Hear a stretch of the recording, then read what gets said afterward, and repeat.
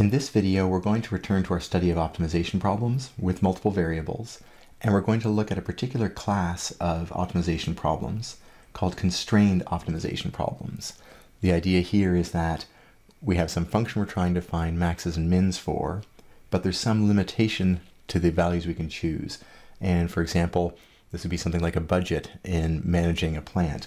We're constrained to not spend more money than we have. We can also see geometric constraints through some examples like the one that follows. Consider the challenge of looking at a rectangle and trying to maximize the area of that rectangle. As soon as we're asked to do that, we should be thinking that we need to compute the area. And if we're doing that for a rectangle, we would have two lengths involved, the width and the height, call them x and y. Then we have a formula that allows us to compute the area. Now the challenge would be, in general, if we could pick any x and y we want, and we want to maximize the area, well, we just make x and y as large as we possibly can. That's not really an interesting problem until we add the constraint. A constraint here might be that the perimeter is fixed.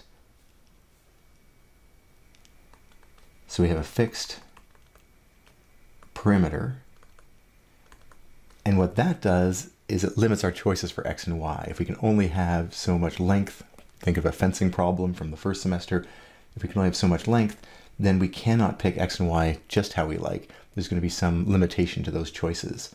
And the constraint can be put in mathematical form by calculating the perimeter as a function. We have two sides of length x, two sides of length y, and those have to add up to some fixed perimeter. This would be a combination of our function that we want to optimize and the constraint on our selection of the inputs x and y that we can actually get away with choosing. Another geometric example is, here we have another geometric example. We have a point on a sphere. So in 3 dimensions, imagining that we are choosing points on a sphere, and we want the point on the sphere that is closest to some external point, 335. What we'd imagine doing is finding the distance between some point and the point 335, and that would be a general distance function. We would take whatever x coordinate we have minus 3, that would be the x distance, y minus 3 for the distance in the y direction, and then z minus 5 for the distance in the z direction.